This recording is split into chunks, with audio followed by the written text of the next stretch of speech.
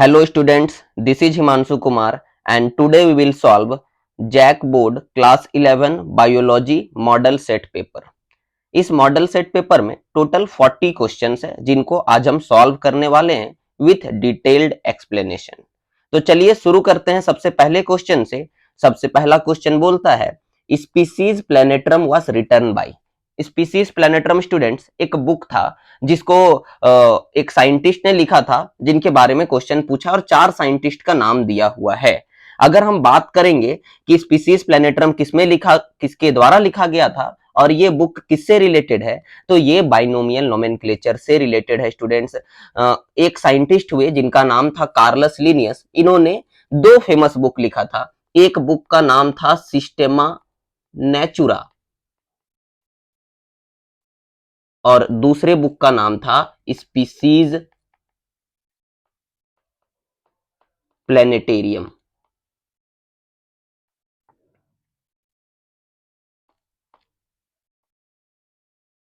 तो ये 2 book Carolus Linnaeus साहब ने लिखा था और इन दोनों बुक्स में उन्होंने बहुत सारे प्लांट्स और एनिमल्स के नाम लिखे थे और वो नाम उन्होंने बाइनोमियल नोमेनक्लेचर के हिसाब से लिखा था और इसीलिए हम कार्लस लिनियस को बाइनोमियल नोमेनक्लेचर के फादर के जैसा भी जानते थे।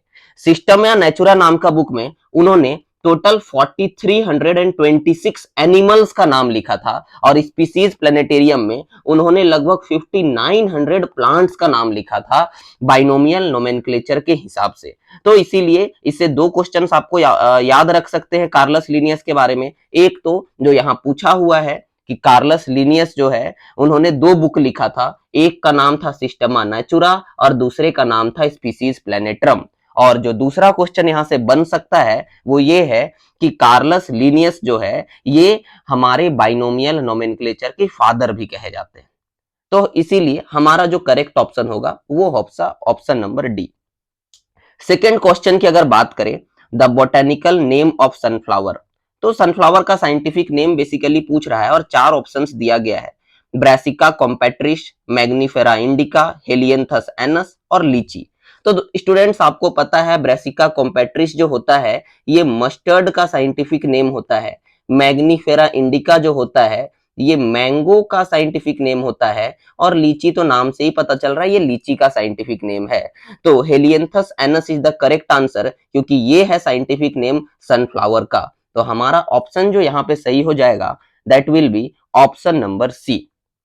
Moving to next question, question number 3 बोल रहा है in which algae fucoxanthin is found. क्या है फुकाजेंथिन? तो ये एक तरह का पिगमेंट है। आपको पता है एल्गी बहुत सारा टाइप का होता है, कोई ग्रीन एल्गी, कोई रेड एल्गी, तो कोई ब्राउन एल्गी। तो ये नाम इनको कैसे मिला है? तो ये नाम इनके कलर से मिला है इनको, और कोई भी सब्सटेंस को कलर मिलता है विथ देयर पिगमेंट्स।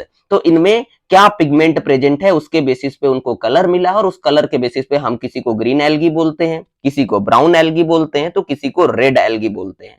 बात करेंगे स्टूडेंट्स अगर सबसे पहले ग्रीन एल्गी की, तो ग्रीन एल्गी में 2 पिगमेंट जो पाया जाता है वो एक है क्लोरोफिल ए और दूसरा पिगमेंट है क्लोरोफिल बी। आपको ये याद रखना है कि chlorophyll A pigment universal pigment है, ये हर तरह का एल्गी में पाया जाएगा। ब्राउन एल्गी में भी पाया जाएगा ये, और रेड एल्गी में भी पाया जाएगा, और तो और ग्रीन एल्गी में भी पाया जाएगा। अगर ग्रीन एल्गी की बात करें तो यूनिवर्सल पिगमेंट क्लोरोफिल ए के अलावे इसमें क्लोरोफिल बी पाया जाता है। रेड एल्गी में बात करेंगे तो क्लोरोफिल ए के अलावे इसमें क्लोरोफिल डी और फाइकोइरिथ्रिन पाया जाता है, फाइकोइरिथ्रिन। और इन्हीं पिगमेंट्स के वजह से ये एल्गी रेड कलर का दिखाई देता है। और अगर ब्राउन एल्गी की बात करेंगे तो क्लोरोफिल ए के अलावा इसमें क्लोरोफिल सी दिखाई देता है या मिलता है, और दूसरा जो है वो है फुकाजेंथिन। तो हमारे क्वेश्चन भी इसी से रिलेटेड पूछा हुआ है कि किस एल्गी में फुकाजेंथिन मिलता है। तो फुकाजेंथिन क्या है स्टूडेंट्स? फुकाजेंथिन एक पिगमेंट है और ये पिगमेंट हमको कहां देखने के लिए मिलता है? ब्राउन एल्गी में। देखिए स्टूडेंट्स अगर एल्गी से क्वेश्चन पूछना होता है जनरली तो 2-3 क्वेश्चन जो सबसे फेमस है एल्गी से वो है एल्गी का इकोनॉमिक इंपॉर्टेंस, एल्गी में पाए जाने वाला पिगमेंट, या एल्गी में पाए जाने वाला स्टोर्ड फूड मटेरियल। तो इन 3 पॉइंट्स को आप ध्यान दीजिएगा, क्योंकि जरूरी नहीं है कि जो क्वेश्चन आपको मॉडल सेट पेपर में दिया हुआ है सेम टू सेम वही क्वेश्चन आएगा। तो ये 3 इंपॉर्टेंट क्वेश्चन है। क्या क्या? एल्गी से रिलेटेड पिगमेंट, जो कि अभी हम लोग डिस्कस किए, दूसरा एल्गी का इकोनॉमिक इंपॉर्टेंस, और तीसरा है एल्गी में स्टोर्ड फूड मटेरियल। जैसे अगर स्टोर्ड फूड मटेरियल के भी हम साथ साथ बात कर ले तो रेड एल्गी में हमको देखने के लिए मिलता है फ्लोरिडियन स्टार्च, फ्लोरिडियन स्टार्च। वहीं अगर हम बात करें ब्राउन एल्गी के बारे में, तो ब्राउन एल्गी में हमको देखने के लिए मिलता है लेमिनेरिन और मैनीटॉल। और वहीं अगर बात करेंगे ग्रीन एल्गी के बारे में, तो ग्रीन एल्गी में जनरल स्टार्च हमको देखने के लिए मिलता है एज स्टोर्ड फूड मटेरियल। तो फिलहाल आते हैं अपने क्वेश्चन पे। क्वेश्चन पूछा था इन which algae fucoxanthin is found. फुकाजेंथिन एक पिगमेंट है और ये देखने को मिलता है ब्राउन एल्गी में, और इसी पिगमेंट के वजह से ये एल्गी का कलर ब्राउनिश होता है। Next, moving to next question, जो कि हमारा 4th नंबर का क्वेश्चन है। ये बोलता है which of the following is warm blooded. क्या होता है वार्म ब्लडेड एनिमल्स, या वार्म ब्लडेड क्या होता है? तो देखिए स्टूडेंट्स, बहुत सारे ऑर्गेनिजम्स जो हमारे इन्वायरमेंट में पाए जाते हैं, उसमें से अगर एनिमल्स की बात करें तो कुछ एनिमल्स ऐसे होते हैं जो अपने बॉडी के इंटरनल इन्वायरमेंट को, या यूं कहिए इंटरनल टेम्परेचर को मेंटेन करके रखते हैं with respect to external environment. बाहर क्या हो रहा है उससे फर्क नहीं पड़ता है। बाहर अगर 0 डिग्री सेल्सियस भी टेम्परेचर रहेगा तो उस ऑर्गेनिज्म का जो बॉडी टेम्परेचर वो मेंटेन रहेगा। जैसे ह्यूमन बींग्स को देख लीजिए आप। ह्यूमन बींग्स के बारे में अगर बात करेंगे तो हमारा जो नॉर्मल बॉडी टेम्परेचर है ये 98 डिग्री फ़ारेनहाइट रहता है। अगर हम 40 डिग्री फ़ारेनहाइट में रहेंगे फिर भी हमारा बॉडी का टेम्परेचर उतना ही रहेगा, और हमारा इन्वायरमेंट का टेम्परेचर अगर 98 डिग्री फ़ारेनहाइट से ज्यादा हो जाता है तो उस केस में भी हम लोग का बॉडी टेम्परेचर मेंटेन रहेगा। तो वैसा ऑर्गेनिज्म जो अपने बॉडी के टेम्परेचर को मेंटेन कर पाते हैं उनको हम वार्म ब्लडेड ऑर्गेनिजम्स बोलते हैं, या एनसीईआरटी में इसको हम होम्योथर्मस भी बोलते हैं। तो क्वेश्चन यही पूछा है कि which of the following is warm blooded, यानी कौन कौन है जो अपना बॉडी का टेम्परेचर को मेंटेन करके रख पाता है। तो आप ऑप्शंस को देख लीजिए स्टूडेंट्स, एम्फीबियन, पाइसेस, रेप्टाइल्स और एव, इन चारों में से क्या होगा? तो एम्फीबियन में अगर हम बात करें तो फ्रॉग को आप ऐसा एग्जांपल ले सकते हैं। फ्रॉग को आपको देखने के लिए मिलेगा कि फ्रॉग हमेशा और हमेशा रेनी सीजन में ही बाहर आता है, और ठंड के सीजन में ये आपको दिखाई नहीं पड़ता है। ऐसा इसलिए स्टूडेंट्स क्योंकि फ्रॉग अपने बॉडी को टेम्परेचर को मेंटेन नहीं कर पाता है, और जब ठंडा का सीजन आता है, विंटर आता है, तब ये चूंकि अपने बॉडी के टेम्परेचर को मेंटेन नहीं कर पाता है तो ये हाइबरनेशन में चला जाता है, ये स्लीप में चला जाता है। उसी तरीका का आपको रेप्टाइल्स में भी देखने के लिए मिलेगा और पाइसेस में भी देखने के लिए मिलेगा। तो ये जो 3 ऑर्गेनिज्म है, एम्फीबियन, रेप्टाइल्स और पाइसेस, ये तीनों ऑर्गेनिज्म अपने बॉडी के टेम्परेचर को मेंटेन नहीं कर पाते हैं। ये तीनों अपने बॉडी के टेम्परेचर को मेंटेन नहीं कर पाते। और आप कैसे देख सकते हैं? रेप्टाइल्स में आप लिजर्ड को देख लीजिए। लिजर्ड भी आपको घर में दिखाई देगा सिर्फ गर्मी के सीजन में। ठंडा का सीजन में वो कहाँ चला जाता है? तो अगेन ठंडा के समय वो अपने बॉडी के टेम्परेचर को मेंटेन नहीं कर पाता है, तो हाइबरनेशन में चला जाता है। लेकिन अगर बात करेंगे एप्स के बारे में, एप्स यानी बर्ड्स के बारे में, तो बर्ड्स आपको अगर अपने घर के बाहर में पिजन देखा होगा तो वो आपको ठंड के सीजन में भी दिखाई देगा और गर्मी के सीजन में भी दिखाई देगा। इट मीन्स एप्स जो होते हैं ये वार्म ब्लडेड होते हैं। मैमल्स और एप्स दो ऐसा ऑर्गेनिज्म है एनिमेलिया किंगडम में जो कि वार्म ब्लडेड होता है। बाकी रेस्ट जितना भी है, चाहे एम्फीबियंस हो, पाइसेस हो या रेप्टाइल्स, ये सब कोल्ड ब्लडेड होता है स्टूडेंट्स। तो हमारा आंसर हो जाएगा 4 का डी। नेक्स्ट क्वेश्चन की तरफ बढ़ते हैं। पूछ रहा है botanical name of rootless pteridophyte. एक टेरिडोफाइट है या बोलो फर्न है जो कि पाया जाता है हमारे वाटर बॉडीज में। लेक हो गया या रिवर में तो नहीं पाया जाता, पॉन्ड वगैरह में ज्यादातर पाया जाता है ये टेरिडोफाइटा। और ये टेरिडोफाइटा को बोला जाता है रूटलेस टेरिडोफाइटा। तो 4 ऑप्शंस दिए हुए हैं, इनमें से कौन सा सही है आपको बतलाना है। तो जो रूटलेस टेरिडोफाइटा होता है ये हम एडियंटम को नहीं बोलते हैं, एडियंटम को वॉकिंग फर्न बोला जाता है, ये जंगलों में होता है। ड्रायोप्टेरिस को भी नहीं बोलते हैं, वुडसिया को भी नहीं बोलते हैं। रूटलेस टेरिडोफाइटा सेल्विनिया नाम के फर्न को बोला जाता है जो कि वाटर बॉडीज में नॉर्मली उगता है। चलिए बढ़ते हैं नेक्स्ट क्वेश्चन की तरफ। 6 नंबर में बोल रहा है Ascaris comes under which phylum. Ascaris अगर बात करेंगे स्टूडेंट्स तो एनिमल या किंगडम में पाए जाने वाला एक ऑर्गेनिज्म है और आप लोगों ने इसमें बहुत सारा फाइलम पढ़ रखा है। Porifera, Coelenterata, Ctenophora, Platyhelminth, Aschelminth, Annelida, Arthropoda, Mollusca, Echinodermata, Hemichordata और कॉर्डेटा। तो बहुत सारा फाइलम है, लेकिन बोल रहा है कि एस्केरिस उसमें से किस में आता है। तो एस्केरिस आपको पता होना चाहिए स्टूडेंट्स, एस्केरिस हम लोग किसको बोलते हैं? एस्केरिस हम लोग कॉमन राउंड वर्म को बोलते हैं और राउंड वर्म वाला जो फाइलम है ये एस्कहेल्मिंथ है। एनिलिडा फाइलम जो है ये आपको पता होना चाहिए, अर्थवार्म वाला फाइलम है, इसमें अर्थवार्म पाया जाता है। आर्थ्रोपोडा के बारे में बात करेंगे तो ये इंसेक्ट से रिलेटेड फाइलम है और मोलस्का से बारे में बात करेंगे तो ये स्नेल वाला फाइलम है। आर्थ्रोपोडा के बारे में एक बात आप और याद रख सकते हैं कि ये लार्जेस्ट फाइलम होता है पूरे एनिमल किंगडम में, और वहीं मोलस्का के बारे में बात करेंगे तो ये सेकेंड लार्जेस्ट फाइलम होता है। तो एस्केरिस पूछ रहा था क्वेश्चन में कि किस फाइलम में आता है, तो एस्केरिस आता है एस्कहेल्मिंथ्स में। एस्कहेल्मिंथिस वही फाइलम है जिसमें बहुत सारा राउंड वर्म देखने के लिए मिलता है। एनिलिडा जैसे कि मैंने आपको बतलाया ये अर्थवार्म वाला फाइलम है, आर्थ्रोपोडा इंसेक्ट वाला, और वही मोलस्का के बारे में बात करेंगे तो मोलस्का स्नेल वाला फाइलम है जिसमें हमको स्नेल यानी पिनकटाडा और पीला जैसा ऑर्गेनिज्म देखने के लिए मिलता है। नेक्स्ट क्वेश्चन की अगर बात करें, which lens is found in human I.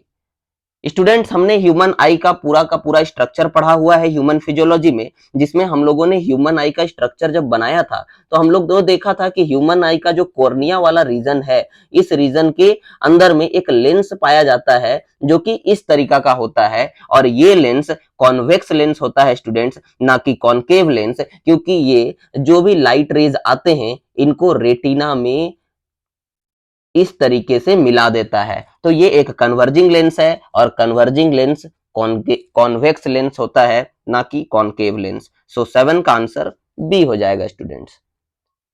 Next question में अगर 8 नंबर क्वेश्चन में बात करेंगे कि respiration takes place in Mollusca by, यानी मोलस्का फाइलम में जो भी ऑर्गेनिजम्स पाया जाता है ये ऑर्गेनिज्म ऑक्सीजन और कार्बन डाइऑक्साइड ये बेसिकली गैसेस का एक्सचेंज कैसे करता है स्टूडेंट्स। तो मोलस्का में आपको फिर से किसको याद कर लेना है स्टूडेंट्स, जो इसका मेन ऑर्गेनिज्म है स्नेल को आप याद कर सकते हैं, स्नेल इसमें पाया जाता है, और स्नेल जो होता है ये गिल्स के मदद से एक्सचेंज करता है गैसेस का, ना कि ट्रैकिया या बॉडी सरफेस के मदद से।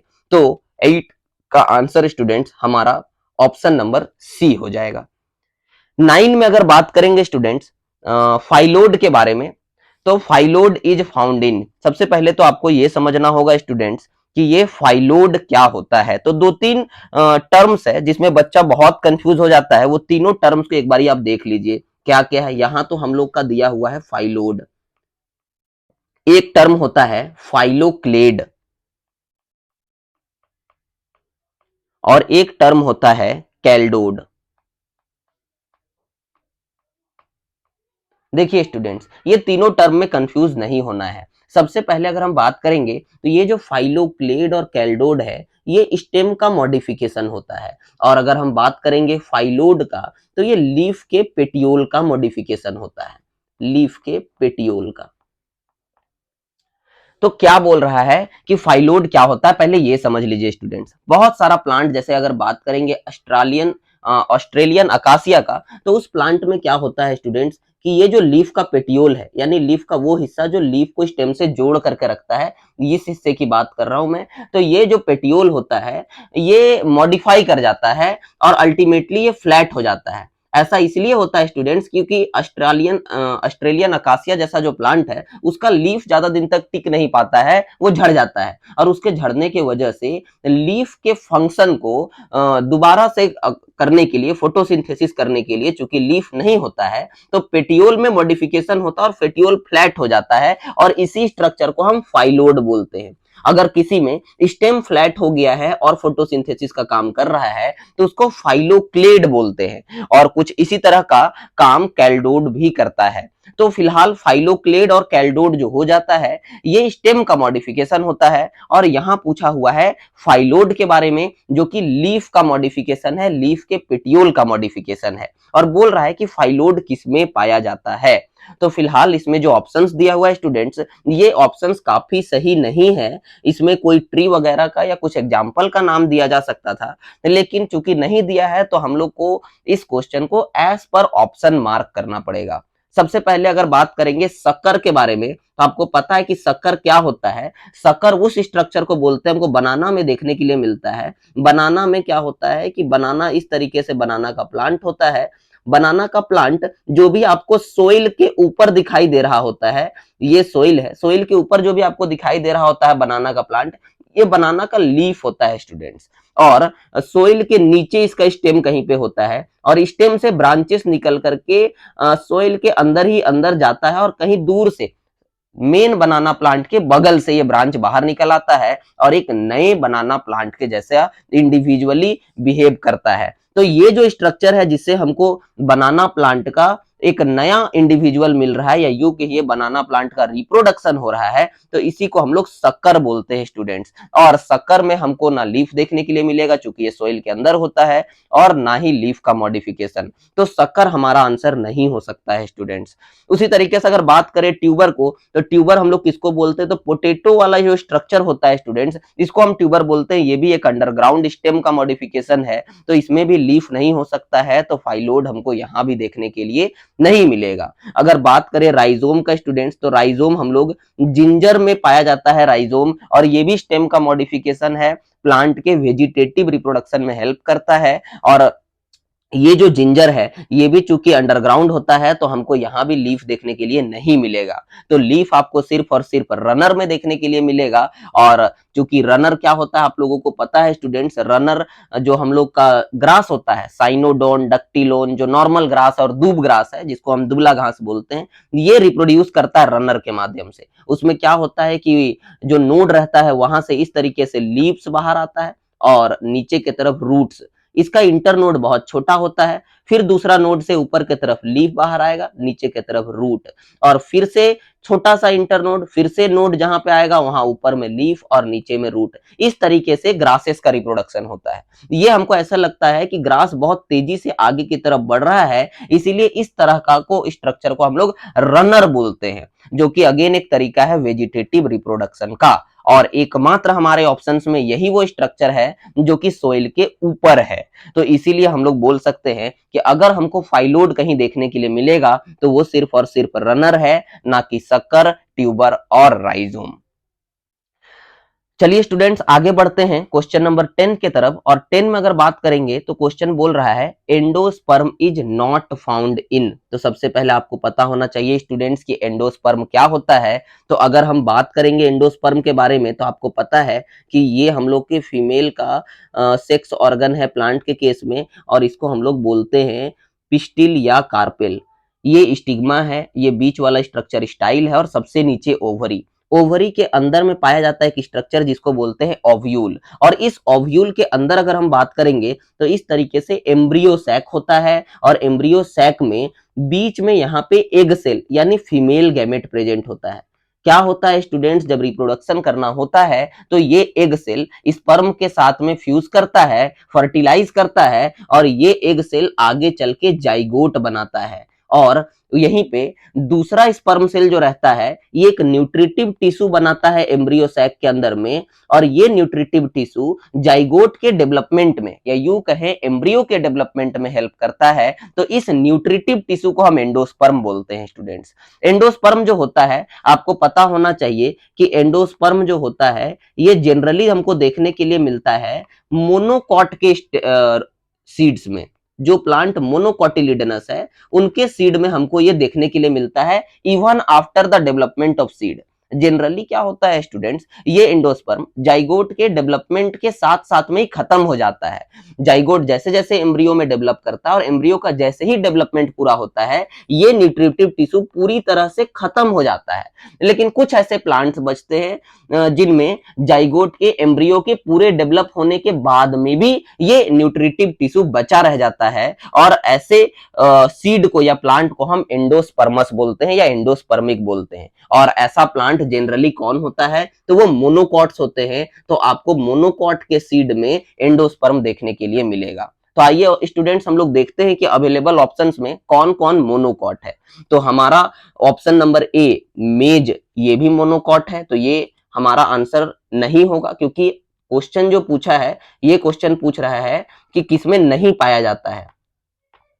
तो मेज मोनोकॉट है, इसमें पाया जाएगा। वीट भी मोनोकॉट है, तो इसमें भी पाया जाएगा। राइस और ऑर्किड भी मोनोकॉट है, तो इनमें भी पाया जाना चाहिए। लेकिन स्टूडेंट्स आपको एक एक्सेप्शन भी याद रखना है। मोनोकॉट सीड में तो ये देखने के लिए मिलता है, लेकिन एक एक्सेप्शन है इसका, और वो एक्सेप्शन है ऑर्किड प्लांट।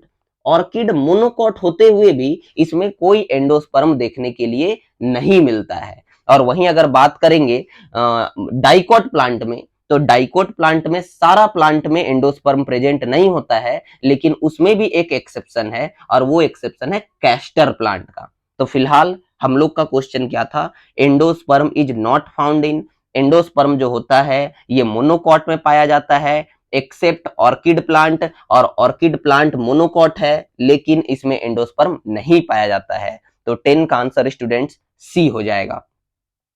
नेक्स्ट क्वेश्चन की तरफ अगर बात करें, तो इन्फ्लोरेसेंस पूछा है। आपको पता है इन्फ्लोरेसेंस क्या होता है, प्लांट में फ्लावर के अरेंजमेंट को हम लोग इन्फ्लोरेसेंस बोलते हैं स्टूडेंट्स। और कोरिएंडर यानी धनिया में इन्फ्लोरेसेंस पूछा है स्टूडेंट्स। देखिए आप लोग का जो बुक है एनसीईआरटी का, उसमें कोरिएंडर का इन्फ्लोरेसेंस नहीं दिया हुआ है, लेकिन कॉम्पिटिटिव एग्जाम्स में पूछता आया है। हम लोग के बुक में क्या दिया हुआ है कि इन्फ्लोरेसेंस दो तरह का होता है। अगर प्लांट का जो टिप है ये डायरेक्टली फ्लावर में टर्मिनेट कर जाता है, तो इस तरह का फ्लावर के अरेंजमेंट को हम बोलते हैं साइमोज इन्फ्लोरेसेंस।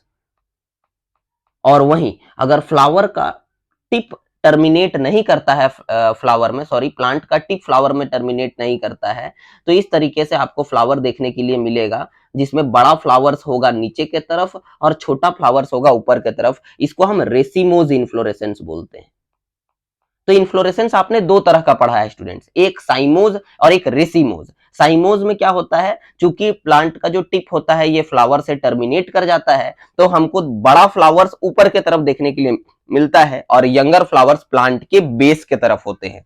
और वहीं अगर बात करेंगे रेसिमोज इन्फ्लोरेसेंस का, तो चूंकि इसमें प्लांट का टिप कभी फ्लावर में टर्मिनेट नहीं करता है, तो हमेशा प्लांट का जो नया फ्लावर्स है ये प्लांट के ऊपर के तरफ में ही उगता चला आता है। और इस तरह के फ्लावर के अरेंजमेंट को हम एक्रोपिटल अरेंजमेंट बोलते हैं। तो रेसिमोज में हमको एक्रोपिटल अरेंजमेंट देखने के लिए मिलता है, और साइमोज में हमको बेसिपिटल अरेंजमेंट देखने के लिए मिलता है। लेकिन हमारे ऑप्शंस में ना साइमोज दिया हुआ है और ना रेसिमोज। बोल रहा है कि कोरिएंडर में जो इन्फ्लोरेसेंस पाया जाता है वो क्या है, और ऑप्शन में ये दोनों नहीं है स्टूडेंट्स। तो देखिए स्टूडेंट्स मैं बतलाता हूं कि रेसिमोज फर्दर बहुत सारा टाइप का होता है, जैसे स्पेडिक्स, स्पाइक, अम्बेल और कैथियम, जिसमें से अम्बेल इन्फ्लोरेसेंस के बारे में हम लोग सिर्फ बात करेंगे स्टूडेंट्स, क्योंकि कोरिएंडर में अम्बेल इन्फ्लोरेसेंस ही देखने के लिए मिलता है। अम्बेल इन्फ्लोरेसेंस क्या होता है, सबसे पहले तो ये रेसिमोज का एक टाइप है, एक ऐसा टाइप जिसमें फ्लावर का या प्लांट का टिप कभी भी फ्लावर में टर्मिनेट नहीं करेगा,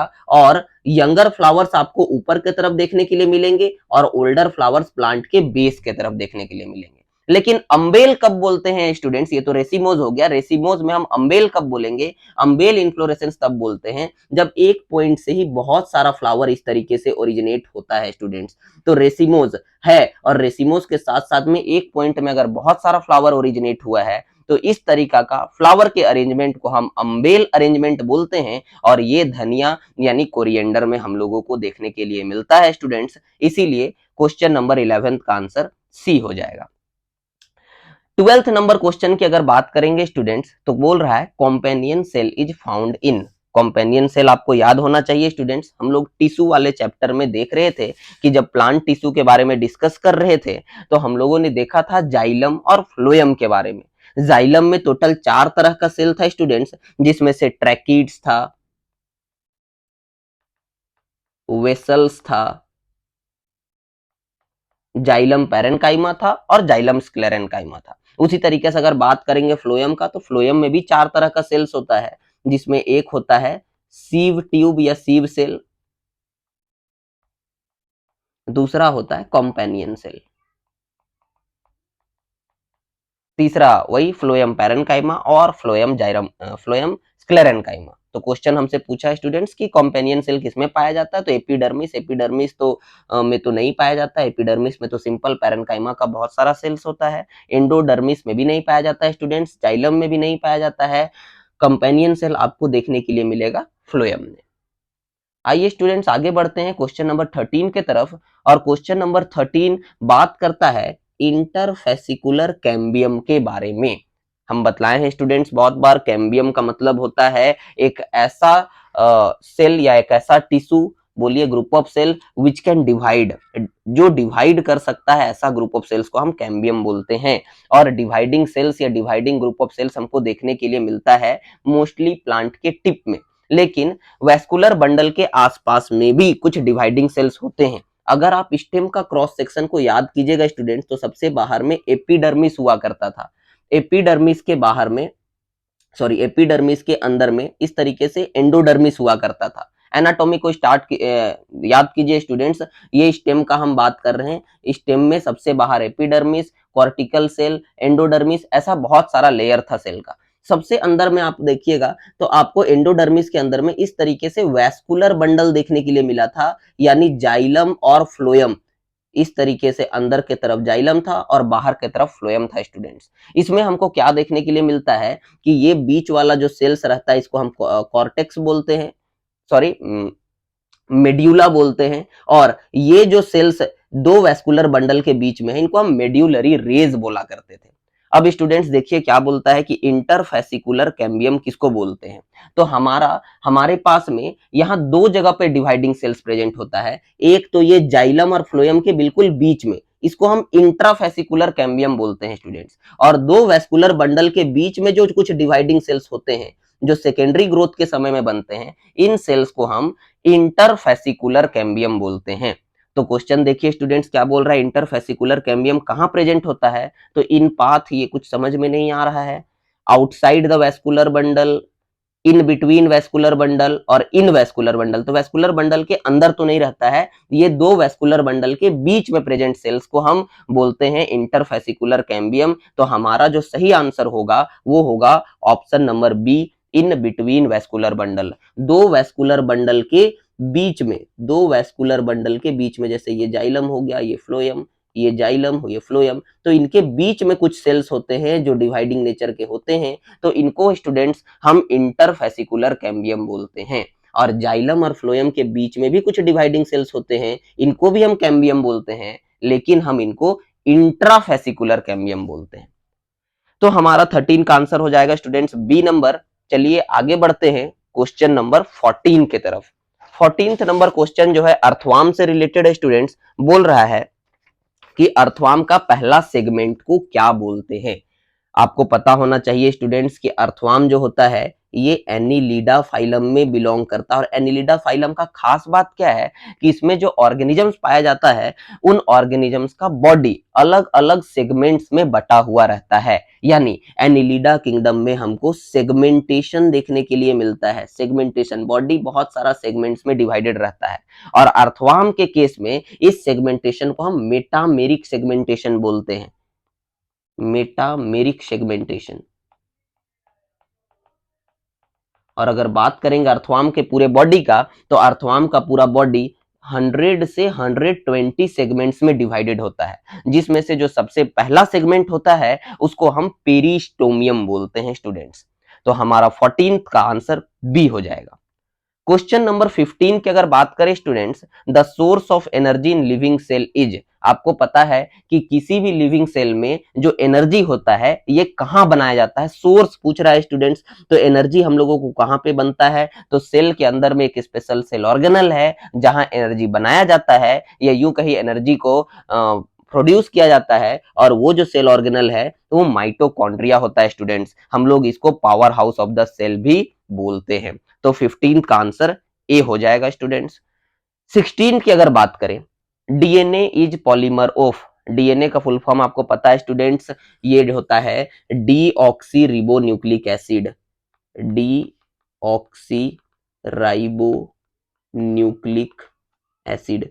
क्या है ये डीएनए स्टूडेंट्स, तो सिंपली डीएनए जो होता है सेल के अंदर पाए जाने वाला एक एसिड है, इसीलिए हम इसको न्यूक्लिक एसिड बोलते हैं स्टूडेंट्स। दो तरह का न्यूक्लिक एसिड होता है, एक डीऑक्सी रिबो न्यूक्लिक एसिड यानी डीएनए, और एक रिबो न्यूक्लिक एसिड यानी आरएनए। यहां हम लोग डीएनए के बारे में बात करने वाले हैं स्टूडेंट्स। अब जो डीएनए होता है या आरएनए, यानी बेसिकली अगर हम बात करेंगे किसी भी न्यूक्लिक एसिड के बारे में स्टूडेंट्स, यानी न्यूक्लियस के अंदर पाए जाने वाला एसिड्स के बारे में, तो न्यूक्लिक एसिड पॉलीमर होता है स्टूडेंट्स। पॉलीमर यानी बहुत सारा छोटा छोटा जो मोनोमर है उसका एक बड़ा चेन होता है। और न्यूक्लिक एसिड किस मोनोमर का चेन होता है स्टूडेंट्स, तो ये बनता है बहुत सारे न्यूक्लियोटाइड को जोड़ने से। अगर आप एक न्यूक्लियोटाइड को जोड़ दीजिए दूसरे के साथ, दूसरे को जोड़ दीजिए तीसरे के साथ, और इस तरीका से अगर आप बहुत सारा न्यूक्लियोटाइड को जोड़ दीजिएगा, तब आप बोल सकते हैं कि वो जो स्ट्रक्चर बनेगा वो न्यूक्लियोटाइड का पॉलीमर होगा। और न्यूक्लियोटाइड का पॉलीमर चाहे तो डीएनए होता है या आरएनए होता है स्टूडेंट्स। तो यहाँ पे क्वेश्चन पूछा है कि डीएनए किसका पॉलीमर है, यानी किस यूनिट का पॉलीमर है, तो इसका यूनिट जो है या मोनोमर जो होता है वो होता है न्यूक्लियोटाइड। तो हमारा आंसर हो जाएगा स्टूडेंट्स 16 का ए। आरएनए तो खुद एक न्यूक्लिक एसिड है, तो ये ऑप्शन होगा नहीं। कार्बोहाइड्रेट भी नहीं होगा, क्योंकि कार्बोहाइड्रेट जो होता है ये बहुत सारा हो सकता है, मोनोसेकेराइड, डाइसेकेराइड, पॉलीसेकेराइड, तो ये क्लियर नहीं किया है। प्रोटीन भी नहीं होगा स्टूडेंट्स, आपको पता है प्रोटीन जो होता है ये अमीनो एसिड का पॉलीमर होता है। तो क्वेश्चन नंबर 16 का आंसर ए हो जाएगा। आइए बात करते हैं क्वेश्चन नंबर 17 के बारे में students. In cell cycle replication of DNA takes place at. अगर सेल साइकिल की बात करें स्टूडेंट्स, तो सेल साइकिल जो होता है इसको हम दो फेज में डिवाइड कर सकते हैं। सबसे पहले तो सेल साइकिल में अगर बात करेंगे तो सबसे पहला फेज जो आता है इसको हम लोग इंटरफेज बोलते हैं, और दूसरा फेज को हम एम फेज बोलते हैं। इंटरफेज को फर्दर अगर आप डिवाइड करोगे तो आप डिवाइड कर सकते हो G1 में, S में और G2 फेज में, और वहीं एम फेज को डिवाइड करना चाहो तो आप प्रोफेज, मेटाफेज, एनाफेज, टेलोफेज इसमें डिवाइड कर सकते हो स्टूडेंट्स। अब ये बोल रहा है कि जब एक सेल साइकिल होता है, यानी जब एक सेल डिवाइड करता है उस वक्त डीएनए का रेप्लिकेशन कब होता है। देखिए स्टूडेंट्स, जब भी एक सेल डिवाइड करता है तो सेल के अंदर प्रेजेंट जितना भी इंपॉर्टेंट चीज है सबका कॉपी बनाना जरूरी होता है, और इस सेल में से जिसका कॉपी बनाना सबसे ज्यादा जरूरी है वो होता है स्टूडेंट्स डीएनए। तो रेप्लिकेशन ऑफ डीएनए का मतलब है कि डीएनए का कॉपी सेल डिवीजन के समय किस फेज में बनाया जाता है स्टूडेंट्स। तो आपको याद होना चाहिए डीएनए का जो कॉपी बनाया जाता है ये एस फेज में बनाया जाता है स्टूडेंट्स, इसीलिए 17 का आंसर हमारा सी हो जाएगा। G1 फेज में नहीं होता है, G0 फेज तो क्विसेंट फेज है, जब सेल को सेल डिवाइड नहीं करना होता है जब G0 फेज में जाता है, और G2 फेज में तो कुछ इंपॉर्टेंट प्रोटीन्स वगैरह का डुप्लीकेशन होता है। तो एस फेज सबसे इंपॉर्टेंट है स्टूडेंट्स, याद रखिएगा, यही वो इंपॉर्टेंट फेज है जिसमें डीएनए का रेप्लिकेशन होता है। और कोई भी सेल अगर एक बारी एस फेज में एंटर कर जाता है, डीएनए का कॉपी बन जाता है, तब उस सेल को डिवाइड करने से कोई नहीं रोक सकता है स्टूडेंट्स, तब वो 100% सेल डिवाइड करेगा ही करेगा। तो 17 का आंसर सी हो जाएगा। क्वेश्चन नंबर 18 के बारे में बात करेंगे students. The process of crossing over takes place as. तो आपको पता होना चाहिए स्टूडेंट्स, क्रॉसिंग ओवर जो होता है ये मियोसिस के समय में होता है स्टूडेंट्स, माइटोसिस के समय में नहीं होता है। और मियोसिस जो होता है ये 2 स्टेप में कंप्लीट होता है। मियोसिस का पहला स्टेप को हम मियोसिस 1 बोलते हैं, और दूसरा स्टेप को मियोसिस 2 बोलते हैं स्टूडेंट्स। मियोसिस 2 जो होता है इसमें फर्दर इंटरफेज आता, सॉरी, मियोसिस 2 जो होता है स्टूडेंट्स, इसमें फर्दर अगर हम डिवाइड करेंगे तो इसमें प्रोफेज 2, मेटाफेज 2, एनाफेज 2, टेलोफेज 2 होता है। और प्रोफेज 2 जो होता है, प्रोफेज 2, मेटाफेज 2, एनाफेज 2, टेलोफेज 2, इस तरीके से हम मियोसिस 2 को डिवाइड कर सकते हैं। और मियोसिस 1 को भी अगर हम डिवाइड करना चाहें तो इसमें हम बोल सकते हैं प्रोफेज 1 होता है, फिर प्रोफेज 1 के बाद मेटाफेज 1, एनाफेज 1, ऐसा टेलोफेज 1 तक होता है स्टूडेंट्स। इसमें से क्या होता है, जो प्रोफेज 1 है ये फर्दर डिवाइडेड होता है लिप्टोटीन, जाइगोटीन, पैकीटीन और डिप्लोटीन, और सबसे लास्ट में डाइकाइनेसिस में। तो इस समय बहुत सारा इवेंट्स हो रहा होता है स्टूडेंट्स, आपको हर इवेंट को याद रखना है कि कब क्या हो रहा होता है। तो लिप्टोटीन के समय क्या हो रहा होता है स्टूडेंट्स, लिप्टोटीन के समय अगर आप सेल को देखिएगा तो सेल के अंदर में आपको क्या देखने के लिए मिलेगा स्टूडेंट्स, सेल के अंदर में आपको देखने के लिए मिलेगा कि जो भी सेल के अंदर में क्रोमेटीन था, ये क्रोमेटीन क्रोमोसोम का रूप ले रहा है। तो लिप्टोटीन में क्या होगा, क्रोमोसोम अपीयर होना स्टार्ट होता है students, chromosome starts appearing. Zygotene के बारे में अगर बात करेंगे स्टूडेंट्स तो आपको पता होगा ह्यूमन में 23 पेयर्स क्रोमोसोम है, यानी हम लोग के पास में टोटल 46 क्रोमोसोम्स होता है। ये पहला पेयर हो गया, ये दूसरा पेयर हो गया, इस तरीके से हम लोग के पास में 23 पेयर्स है। इस 23 पेयर में से यानी 46 क्रोमोसोम में से एक हाफ यानी 23 हम लोगों को फादर से मिला हुआ है, और दूसरा हाफ यानी 23 मदर से, यानी आधा क्रोमोसोम पेरेंटल है हम लोग का, एक है फादर से मिला हुआ है और दूसरा मदर से मिला हुआ है। तो जो क्रोमोसोम ह्यूमन इंडिविजुअल में होता है वो आधा फादर का होता है और आधा मदर का होता है। तो जाइगोटीन में क्या होता है स्टूडेंट्स, यही जो क्रोमोसोम्स है, ये क्रोमोसोम्स फादर और मदर वाला जो होमोलोगस क्रोमोसोम होता है, ये एक जगह पर अलाइन होता है, एक जगह पर आ जाता है, और इस प्रोसेस को हम लोग क्या बोलते हैं स्टूडेंट, तो सिनेप्सिस बोलते हैं। तो जाइगोटीन का जो सबसे मेन इवेंट है वो है सिनेप्सिस। पैक्टिन में हमको क्या देखने के लिए मिलता है स्टूडेंट्स की जो पैटर्नल क्रोमोसोम्स है फादर और मदर वाला, ये क्रोमोसोम्स एक दूसरे के काफी करीब आ जाते हैं और इस तरीके से एक के ऊपर में एक ओवरलैप कर जाते हैं स्टूडेंट्स। ये वाला क्रोमोसोम इधर आ जाएगा और इसका वाला क्रोमोसोम इधर आ जाएगा, इस तरीका का स्ट्रक्चर्स बनता है। तो ये जो क्रोमोसोम इधर फादर वाला क्रोमोसोम मदर की तरफ चला गया, या यूं कहो फादर वाला क्रोमोसोम का क्रोमेटिड मदर वाले क्रोमोसोम की तरफ चला गया और मदर वाले क्रोमोसोम का क्रोमेटिड फादर वाले की तरफ चला गया, तो ये जो क्रॉस के जैसा स्ट्रक्चर दिखाई दे रहा है, इस फेनोमेनन को हम लोग बोलते हैं क्रॉसिंग ओवर। इस वक्त आपको पता है स्टूडेंट्स कि यहाँ पे सबसे पहले अभी आएगा एंडोन्यूक्लियस एंजाइम और यहाँ पे कट लगा देगा, और जब डीएनए लाइगेज जोड़ेगा तो गलत तरीके से जोड़ देता है। तो इस फेनोमेनन को हम लोग क्रॉसिंग ओवर बोलते हैं स्टूडेंट्स, और ये क्रॉसिंग ओवर जो होता है ये हमको पैकिटिन स्टेज में देखने के लिए मिलता है स्टूडेंट्स। तो सेल डिवीजन में आपको सारे इवेंट्स को याद रखना है कि प्रोफेज 1 में क्या हुआ, मेटाफेज 1 में क्या हुआ, एनाफेज 1 में क्या हुआ, टेलोफेज 1 में क्या हुआ। सबसे इंपॉर्टेंट प्रोफेज 1 ही है इसका, जिसमें फर्दर बहुत सारा सब डिवाइडेड छोटा छोटा ग्रुप है, जैसे लिप्टोटीन, जाइगोटीन, पैकिटीन, डिप्लोटीन और डाइकेनेसिस।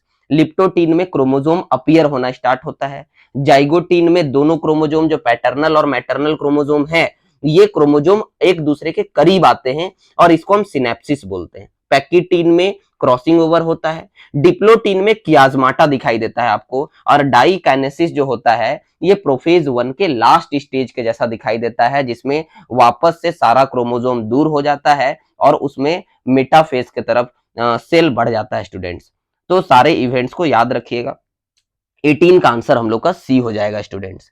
19 का अगर बात करें, सी पेन। देखिए स्टूडेंट, सी पेन जो है ये एक तरह का कॉमन नेम है जो दिया गया है एक ऑर्गेनिज्म को जो सिलेंट्रेटा में पाया जाता है। आपको पता है स्टूडेंट्स, एनिमल ये किंगडम बहुत सारा फाइलम में डिवाइडेड है, पॉरीफेरा, सिलेंट्रेटा, टिनोफोरा। तो जो सेकेंड वाला फाइलम है स्टूडेंट्स, जिसको हम सिलेंट्रेटा या निडेरिया भी बोलते हैं, इसमें बहुत सारा ऐसा ऑर्गेनिजम्स है जिनको निक नेम दिया हुआ है। जैसे पेनटूला जो होता है, ये पेनटूला को हम सी पेन बोलते हैं। तो सी पेन किसको बोला जाता है, तो आपको आंसर तो मिल गया, पेनटूला को बोला जाता है। लेकिन इसमें और भी बहुत सारा एग्जांपल्स है जिनका बहुत निकनेम है, जैसे फाइसेलिया। फाइसेलिया को हम पोर्चुगीज मैन ऑफ वार बोलते हैं, तो ये भी याद रखिएगा स्टूडेंट्स। एडेम्सिया के बारे में बात करेंगे तो एडेम्सिया को जो होता है हम लोग सी एनेमोन बोलते हैं। गोरगोनिया जो होता है स्टूडेंट्स, इसको हम लोग सी फैन बोलते हैं। तो इस तरीके से बहुत इसमें निकनेम दिया हुआ है। तो सी पेन फिलहाल हम लोग किसको बोलेंगे स्टूडेंट्स, तो सी पेन एक निकनेम है जो पेनटुला को दिया गया है, जो कि एक सिलेंट्रेट होता है स्टूडेंट्स।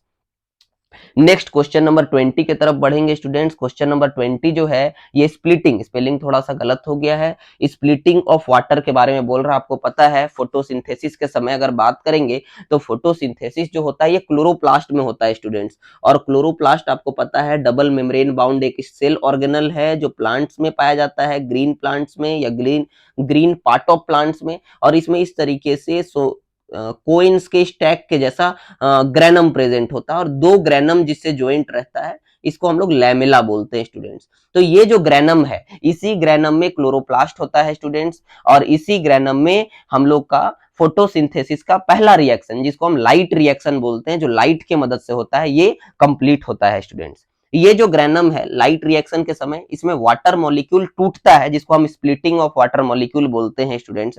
और ये जो स्प्लिटिंग ऑफ वाटर मॉलिक्यूल है, ये रिएक्शन हम लोग का मैग्नीज और क्लोरीन नाम के मिनरल के मदद से होता है। अगर किसी प्लांट में मैग्नीज और क्लोरीन मिनरल कम रहेगा तो ये वाटर का स्प्लिटिंग उस प्लांट में अच्छे से नहीं होगा स्टूडेंट्स। आपको पता है कि लिविंग ऑर्गेनिज्म में जितना भी केमिकल रिएक्शंस होता है ये एंजाइम्स के मदद से होता है, और एंजाइम्स तभी अच्छे से काम करते हैं जब कुछ स्पेसिफिक मिनरल्स प्रेजेंट होते हैं। तो वाटर के स्प्लिटिंग के लिए जो मिनरल सबसे ज्यादा इंपॉर्टेंट है वो मैग्नीज और क्लोरीन होता है स्टूडेंट्स। तो हम लोग के ऑप्शन के हिसाब से हम लोग का ऑप्शन हो जाएगा option number D. Question number 21 की बात करें students, sunlight is essential for photosynthesis was demonstrated for the first time by. देखिए आप आज तो आपको पता है स्टूडेंट्स की जो फोटोसिंथेसिस है जिसमें कार्बन डाइऑक्साइड और वाटर को सनलाइट के प्रेजेंस में मिला करके ग्लूकोज बनाया जाता है, ये प्रोसेस सनलाइट के मदद से होता है। लेकिन ये बात किस साइंटिस्ट ने सबसे पहले पता लगाया था, ये क्वेश्चन है, और बहुत सारा साइंटिस्ट का नाम दिया हुआ है, इंगेनहाउस, ब्लैकमैन, इंगलमैन, प्रिस्टली। तो बहुत सारा एक्सपेरिमेंट्स हम लोगों ने देखा था स्टूडेंट्स फोटोसिंथेसिस वाले चैप्टर में। सबसे पहले प्रिस्टली बेल जार एक्सपेरिमेंट इसने किया था, और बतलाया था कि बेल जार एक्सपेरिमेंट से ये उन्होंने प्रूव किया था कि प्लांट जो होता है ये एयर को प्यूरिफाई करता है।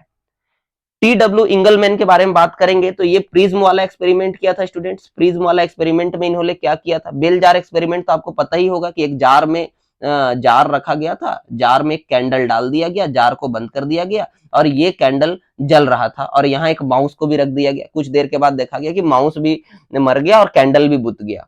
और जब इसी एक्सपेरिमेंट को दोहराया गया था एक मिंट के प्लांट के साथ जार में रख करके, तो ना ही तो कैंडल बुझा था और ना ही तो माउस मरा था। तो उससे उन्होंने ये एक्सपेरिमेंट में फाइनली कंक्लूजन बनाया था कि ये जो प्लांट है ये किसी तरीके से एयर को प्यूरिफाई कर दे रहा है, जिसके वजह से ये माउस और कैंडल, ना कैंडल बूझ रहा है ना माउस मर रहा है। ऐसा इसलिए क्योंकि एयर लगातार प्यूरिफाई किया जा रहा है प्लांट्स के जरिए। और पहले ये क्यों मर जाता था, तो पहले इसलिए मर जाता था क्योंकि उस वक्त प्लांट प्रेजेंट नहीं था जार में जो एयर को प्यूरिफाई कर सके। तो ये प्रिस्टली का एक्सपेरिमेंट था स्टूडेंट्स। अगर बात करेंगे टी.डब्ल्यू. इंगलमैन के बारे में, तो इन्होंने प्रिज्म के जरिए ये पता लगाने की कोशिश किया था कि सनलाइट से फोटोसिंथेसिस तो होता है, लेकिन सनलाइट का बहुत सारा वेवलेंथ है, जैसे वॉयलेट हो गया, रेड हो गया, ग्रीन हो गया। तो किस वेवलेंथ में सनलाइट का कौन सा कलर से, आपको पता है 7 कलर का वेवलेंथ का लाइट से मिलके सनलाइट बनता है, तो किस लाइट से सबसे ज्यादा फोटोसिंथेसिस होता है, ये पता लगाया था टी.डब्ल्यू. इंगलमैन में। तो प्रिस्टली हमारा आंसर नहीं होगा, इंगलमैन भी नहीं होगा। ब्लैकमैन साहब ने लॉ ऑफ लिमिटिंग फैक्टर दिया था, तो ये भी हमारा आंसर नहीं होगा स्टूडेंट्स। इंगनहाउस जो था, इन्होंने क्या किया था, प्रिस्टली वाला एक्सपेरिमेंट को ही किया था, लेकिन प्रिस्टली वाला एक्सपेरिमेंट को इन्होंने एक बारी दिन में कराया और एक बारी रात में। तो जब रात में इन्होंने कराया वही बेल जार एक्सपेरिमेंट, जिस एक्सपेरिमेंट में इन्होंने क्या किया कि एक बेल लिया, एक जार लिया, जार के अंदर में इन्होंने क्या किया, एक मिंट का प्लांट लगा दिया, उसके अलावा इन्होंने एक माउस ले लिया और एक कैंडल ले लिया। तो क्या देखा गया, पहले क्या होता था कि जब प्रिस्टली ने ये एक्सपेरिमेंट किया था तो मिंट प्लांट के होने के वजह से वो लगातार, आपको पता है फोटोसिंथेसिस कर रहा होगा तो ऑक्सीजन बना रहा था, ऑक्सीजन से भी कैंडल जल रहा था और माउस भी जिंदा था, कुछ नहीं हो रहा था।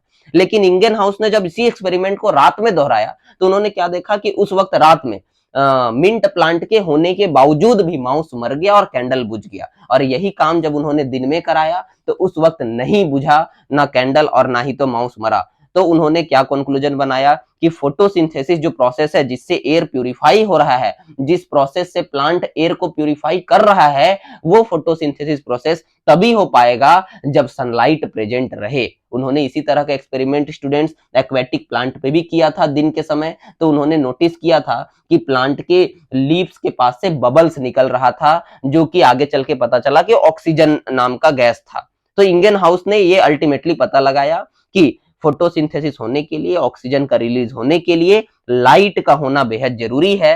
तो sunlight is essential for photosynthesis. सबसे पहले इसको किसने पता लगाया? इंगेन हाउस ने। ब्लैकमैन के बारे में आपको पता है, लॉ ऑफ लिमिटिंग फैक्टर दिया था इन्होंने। इंगलमैन ने प्रिज्म के साथ एक्सपेरिमेंट करके ये पता लगाया था कि सनलाइट के किस पोर्शन से ज्यादा फोटोसिंथेसिस होता है।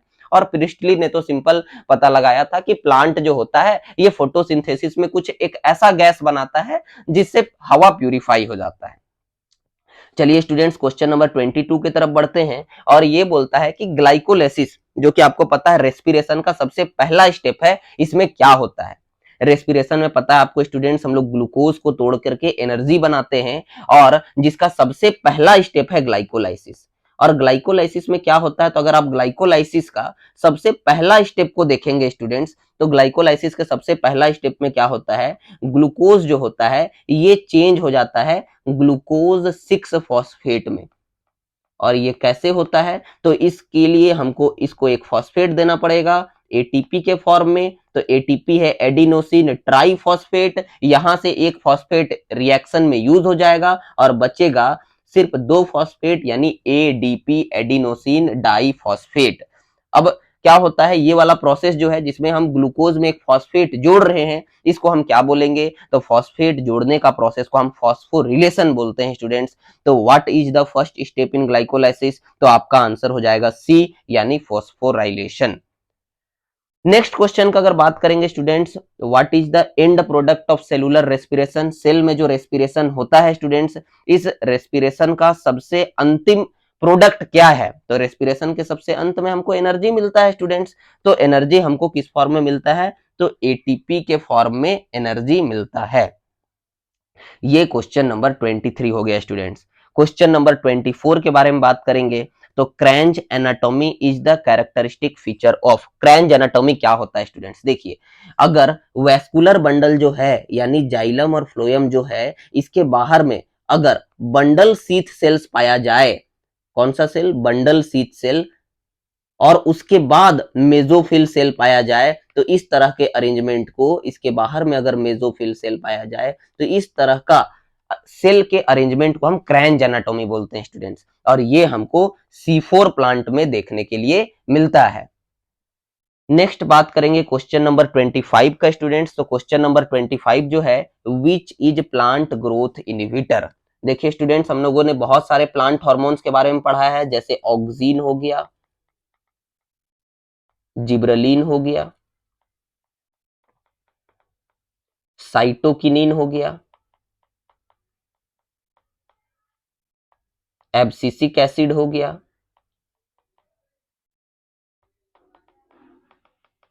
और अंत में इथिलीन हो गया।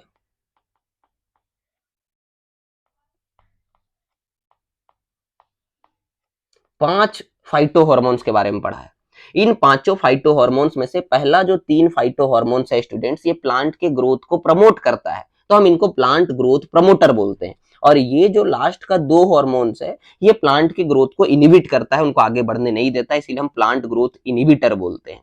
तो आइए स्टूडेंट्स ऑप्शन देखते हैं। सबसे पहला है IAA यानी इंडोल एसिटिक एसिड, ये एग्जांपल है ऑक्सीन का स्टूडेंट्स, तो ये आंसर नहीं होगा। NAA नेप्थलीन एसिटिक एसिड, ये भी ऑक्सीन का एग्जांपल है स्टूडेंट्स, तो ये भी नहीं होगा। लास्ट वाला ऑप्शन जो है 24D, ये सिंथेटिक ऑक्सीन है जिसको लैब में बनाया जाता है, तो ये भी ऑक्सीन है स्टूडेंट्स, तो ये भी आंसर नहीं होगा। हमारा आंसर होगा ABA यानी एब्सिसिक एसिड, जो कि एक प्लांट ग्रोथ इनहिबिटर है।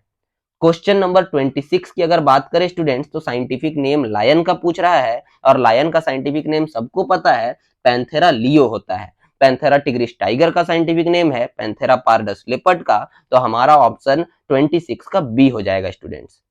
Ptyalin enzyme. क्वेश्चन नंबर 27 की बात करें अगर, तो टाइलिन एंजाइम के बारे में पूछ रहा है कि टाइलिन एंजाइम किसमें पाया जाता है। गैस्ट्रिक जूस आपको पता है स्टूडेंट, स्टोमक में रिलीज होता है। इंटेस्टाइनल जूस हम लोग का डिओडेनम में रिलीज होता है, स्मॉल इंटेस्टाइन का सी शेप वाला पार्ट में। बाइल जूस भी डिओडेनम में ही रिलीज होता है और सलाइवा तो हमारे माउथ में रिलीज होता है। अब बात करेंगे कि टाइलिन एंजाइम किसमें होता है। सबसे पहला स्टूडेंट्स बाइल आपका आंसर नहीं होगा, क्योंकि बाइल जूस में कोई भी एंजाइम प्रेजेंट नहीं होता है। सिर्फ इसमें कुछ सॉल्ट होते हैं, बिलीरुबिन, बिलीवर्डिन, इस तरह का एलिमेंट्स प्रेजेंट होता है। कोई भी एंजाइम बाइल जूस में प्रेजेंट नहीं होता है।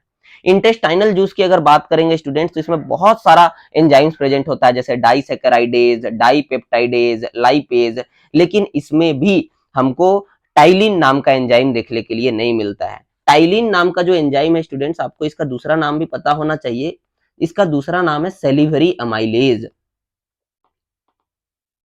और सेलिवरी अमाइलेज जैसे आप ये नाम याद कर लिए स्टूडेंट्स, आपको पता चल गया कि ये पक्का सलाइवा में मिलता होगा और सलाइवा माउथ में सिक्रीट होता है। तो गैस्ट्रिक जूस में भी नहीं मिलता है स्टूडेंट्स। गैस्ट्रिक जूस में तो सिर्फ हमको HCl देखने के लिए मिलता है, पेप्सिनोजेन देखने के लिए मिलता है, और HCl पेप्सिनोजेन के अलावा अगर हम बात करेंगे तो म्यूकस देखने के लिए मिलता है स्टूडेंट्स, और कुछ इंट्रिंसिक फैक्टर। तो गैस्ट्रिक जूस में भी नहीं होता है, इंटेस्टाइनल जूस में भी नहीं होता है, बाइल में भी नहीं होता है।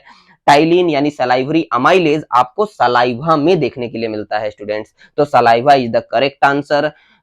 नेक्स्ट क्वेश्चन की तरफ अगर आगे बढ़ेंगे तो वो है क्वेश्चन नंबर 28। बोलता है एडम्स एप्पल किसको बोलते हैं। गला के नीचे जो उभरा हुआ स्ट्रक्चर आपको देखने के लिए मिलता है स्टूडेंट्स, इसी को हम एडम्स एप्पल बोलते हैं, और ये लैरिंग्स का पार्ट होता है। तो 28 का आंसर हो जाएगा बी। थायराइड ग्लैंड को हम कभी भी एडम्स एप्पल नहीं बोलते। ट्रैकिया तो एक लंबा ट्यूब है 12 सेंटीमीटर का, जिसको विंड पाइप बोलते हैं। और एपिग्लोटिस तो वो ढक्कन है जो ग्लोटिस को कवर करता है।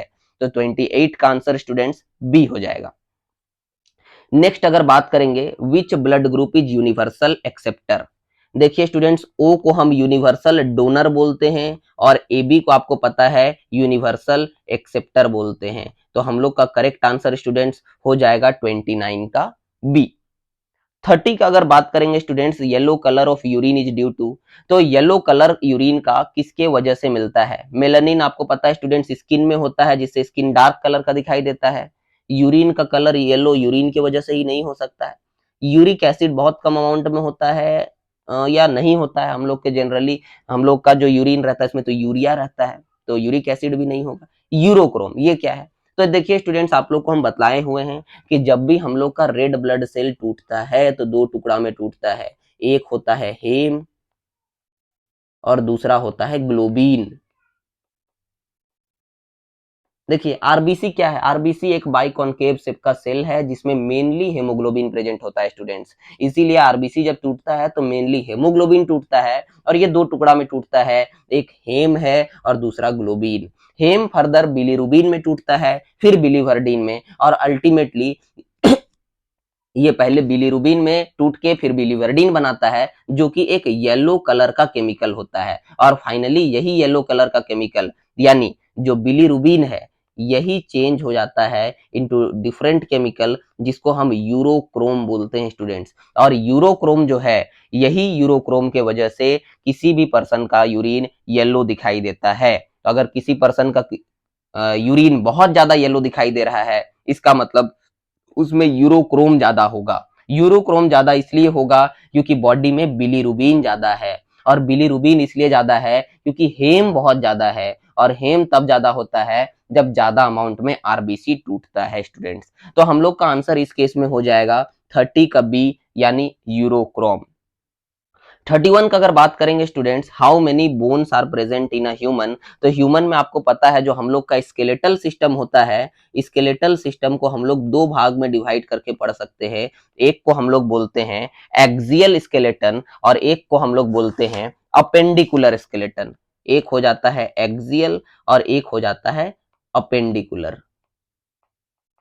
देखिए स्टूडेंट, सबको पता है ह्यूमन का जो स्केलेटन है इसमें टोटल 206 बोन होता है, लेकिन कुछ आप ज्यादा भी याद रखिए। 206 बोन होता है, ये 206 में से 80 बोन जो होता है इसको हम लोग बोलते हैं एक्सियल स्केलेटन। कौन सा पार्ट का? स्कल हो गया, आपका चेस्ट का पूरा स्ट्रक्चर हो गया और वर्टिब्रल कॉलम, इन सबको मिला के एक्सियल स्केलेटन बोला जाता है, जिसमें 80 बोन्स होता है। और अपेंडिकुलर स्केलेटन आपके फोर लिम्ब, हाइंड लिम्ब और पेक्टोरल और पेल्विक गर्डल को मिला के टोटल 126 बोन्स रहते हैं, इनको हम अपेंडिकुलर स्केलेटन बोलते हैं।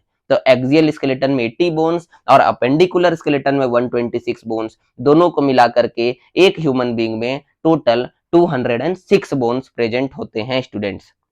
नेक्स्ट अगर बात करें क्वेश्चन नंबर 32 के बारे में, तो ये बोलता है internal ear is filled with. देखिए स्टूडेंट्स, हम लोग का जो ईयर होता है इसका भी स्ट्रक्चर हम लोगों ने पढ़ा है। सबसे बाहर वाला पार्ट को हम लोग आउटर ईयर या एक्सटर्नल ईयर बोलते हैं। ये कैनाल जो ऑडिटरी कैनाल है इसको मिडिल ईयर बोलते हैं, और ये जहां पे खत्म होता है वहां पे एक मेम्ब्रेन रहता है जिसको ईयर ड्रम बोलते हैं। यहाँ से स्टूडेंट्स एक बोन जुड़ा हुआ रहता है जिसको हम मैलस बोलते हैं। मैलस के इधर से इनकस जुड़ा हुआ रहता है और लास्ट में एक बोन जुड़ा हुआ रहता है जिसको स्टेपीज बोलते हैं। और यहां से एक पाइप स्टार्ट होता है स्टूडेंट्स, और ये जो पाइप है ये पाइप कुछ इस तरीके से स्टार्ट होकर के कोइल किया हुआ रहता है, आपस में बहुत ज्यादा घुमा हुआ रहता है। तो ये वाला जो पोर्शन है स्टूडेंट्स, देखिए यहाँ ये तो जो पोर्शन हो गया पिन्ना वाला, ये पिन्ना वाला जो रीजन हो गया ये एक्सटर्नल ईयर हो गया। ये वाला रीजन जो होता है ये मिडिल ईयर कहलाता है, सॉरी यहां तक एक्सटर्नल ईयर कहलाता है स्टूडेंट्स, उसके बाद इधर मिडिल ईयर कहलाएगा। और ये जो रीजन है जो स्टार्ट हो रहा है यहाँ पे से, और ये पाइप जिसमें फ्लूइड भरा हुआ होता है, ये देखिए इस पाइप में फ्लूइड भरा हुआ रहता है और ये पाइप के बीच में भी फ्लूइड भरा हुआ रहता है। इस फ्लूइड फील्ड एरिया को हम इनर ईयर बोलते हैं स्टूडेंट्स। और यहाँ पे दो तरह का फ्लूइड फील्ड रहता है। यहाँ पे जो फ्लूइड फील्ड रहता है इसको हम पेरीलिम्फ बोलते हैं, पेरीलिम्फ। और यहाँ पे जो फ्लूइड रहता है इसको हम एंडोलिम्फ बोलते हैं स्टूडेंट्स। तो क्वेश्चन यही पूछ रहा है कि जो इनर ईयर वाला पोर्शन है, ये वाला जो पोर्शन है, इस पोर्शन में कौन सा लिक्विड होता है? तो इस पोर्शन में पेरीलिम्फ भी होता है और एंडोलिम्फ भी होता है स्टूडेंट्स। यहाँ पे एक ऑप्शन रहना चाहिए था बोथ ए एंड बी, लेकिन वो ऑप्शन नहीं दिया है, लेकिन आपका आंसर यही होगा students, both A and B, यानी इंटरनल ईयर में दोनों फ्लूइड होता है, पेरीलिम्फ भी होता है और एंडोलिम्फ भी होता है। उसके बाद आगे बढ़ेंगे स्टूडेंट्स, आगे बढ़ेंगे क्वेश्चन नंबर 33 के तरफ, और ये बोलता है आइसोलेट ऑफ लैंगरहैंस के बारे में। देखिए स्टूडेंट्स, ये टर्म जो है ये आपके पैनक्रियास से जुड़ा हुआ है, जो डियोडेनम के पास में होता है। एक पत्ता के जैसा स्ट्रक्चर दिखता है पैनक्रियाज, और पैनक्रियाज जो है ये एक एक्सोक्राइन सॉरी ये एक कंपाउंड ग्लैंड है स्टूडेंट्स, यानी एंडोक्राइन सिक्रीशन भी करता है, डायरेक्टली ब्लड में अपना सिक्रीशन को भी डालता है, और इसका कुछ सिक्रीशन इसके डेडिकेटेड डक्ट से भी बाहर आता है। जैसे आपको पता है पैनक्रियास का दो बड़ा सिक्रीशन है, एक तो है पैनक्रियाटिक जूस, पैनक्रियाटिक जूस जो कि इसका एक्सोक्राइन सिक्रीशन है, और दूसरा इंपॉर्टेंट सिक्रीशन है इसका इंसुलिन नाम का हार्मोन और ग्लूकागन नाम का हार्मोन। देखिए स्टूडेंट्स, जो पैनक्रियाज रहता है इसका 98% हिस्सा पैनक्रिएटिक जूस बना रहा होता है, और 1 से 2% हिस्सा इन दोनों हार्मोन्स को प्रोड्यूस करता है, इंसुलिन और ग्लूकागन। और वो जो 1 से 2% हिस्सा है इसी को हम बोलते हैं आइसोलेट ऑफ लैंगरहैंस। इसमें मेनली दो तरह का सेल होता है, अल्फा और beta cell. Beta cell insulin बनाता है, अल्फा सेल ग्लूकागन बनाता है। तो आइसोलेट ऑफ लैंगरहैंस के बारे में याद रखिएगा स्टूडेंट्स, आइसोलेट ऑफ लैंगरहैंस जो है ये पैनक्रियाज में पाया जाता है, और ये पैनक्रियाज में इंसुलिन और ग्लूकागन नाम का हार्मोन बनाने में हेल्प करता है। तो पैनक्रियाज से रिलेटेड बहुत सारा क्वेश्चंस पूछा जाता है, क्योंकि ये डाइजेशन में भी इन्वॉल्व है, पैनक्रियाटिक जूस बनाता है जिससे डाइजेशन में हेल्प मिलता है, और ये हार्मोन भी सिक्रीट करता है, तो इसीलिए ये हार्मोनल एक्शन में भी इन्वॉल्व रहता है। दो इंपॉर्टेंट हार्मोन इंसुलिन और ग्लूकागन सिक्रीट करता है। इंसुलिन आपको पता है स्टूडेंट्स, किसी का बॉडी में कम हो जाएगा तो उसको बीमारी हो जाता है, जिसको हम डायबिटीज मेलिटस बोलते हैं। तो ये था इंसुलिन, पैनक्रियाज और आइसोलेट ऑफ लैंगरहैंस के बारे में। मूव करते हैं क्वेश्चन नंबर 34 में।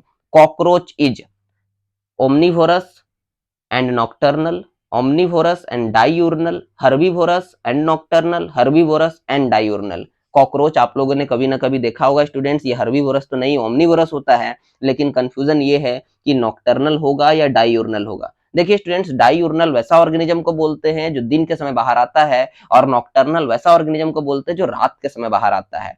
कॉकरोच जो होता है ये नॉक्टर्नल होता है, ये रात के समय जब आप सो जाते हैं तब ये बहुत एक्टिव होता है, तो इसीलिए इसका करेक्ट आंसर होगा omnivorous and nocturnal. Question number 35 के बारे में बात करें स्टूडेंट्स, तो ये पीएच वैल्यू से रिलेटेड है, और पीएच वैल्यू आपके बुक में बहुत सारा चीजों का दिया गया है जिसके बारे में पूछता है। किसका किसका पीएच वैल्यू आपको याद रखना है स्टूडेंट्स, तो आपको यूरिन का पीएच वैल्यू याद रखना है, आपको सलाइवा का पीएच वैल्यू याद रखना है, आपके स्टमक में जो पीएच आता है आपको ये याद रखना है, और आपको अपने इंटेस्टाइन का पीएच वैल्यू याद रखना है स्टूडेंट्स। और जब इंटेस्टाइन की बात करें तो स्मॉल इंटेस्टाइन की। सबसे पहले अगर यूरिन का पीएच वैल्यू का बात करेंगे तो ये 6 होता है स्टूडेंट्स।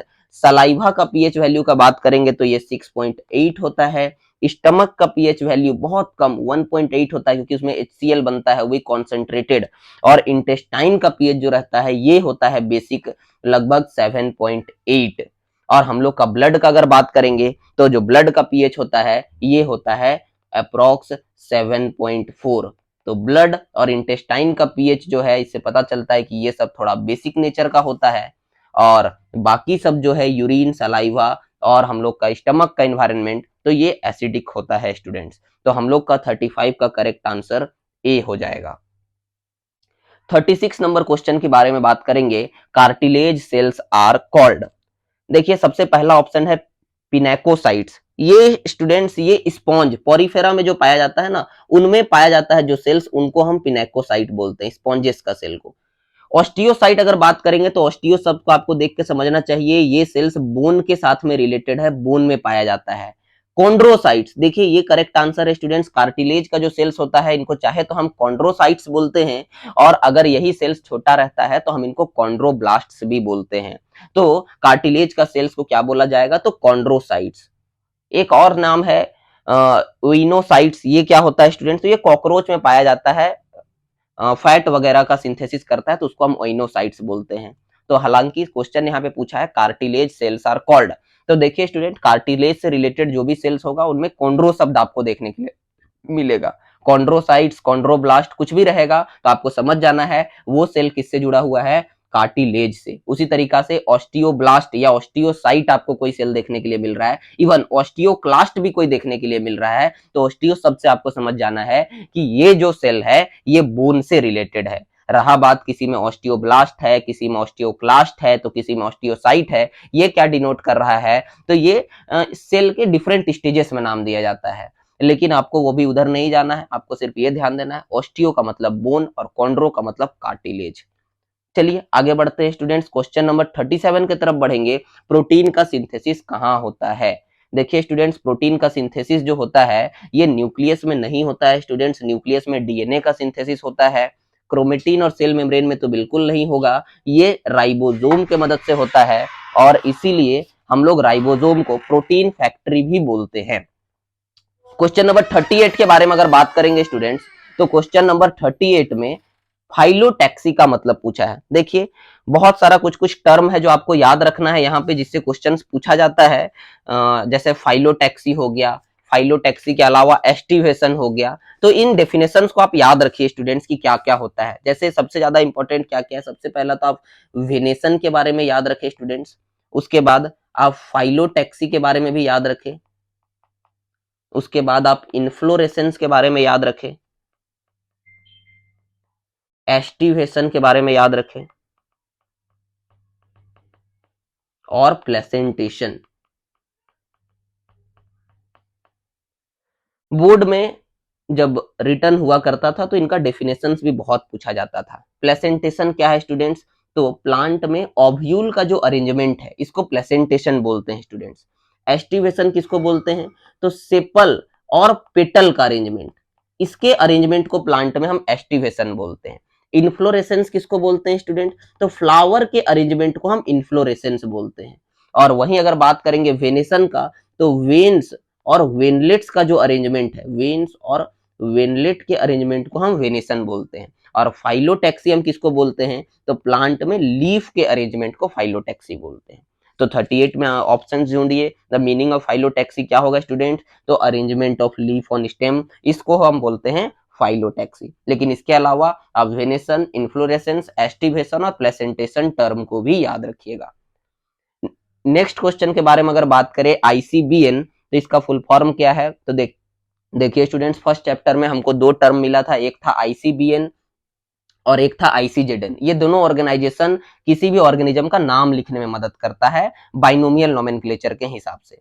तो आईसीबीएन किसको बोलते हैं? International code of botanical nomenclature को आईसीबीएन बोलते हैं। और एक था आईसीजेडएन, जूलॉजिकल नोमेनक्लेचर, जो एनिमल से रिलेटेड था, ये प्लांट से रिलेटेड है। तो इसका आंसर हो जाएगा B number, international code for botanical nomenclature.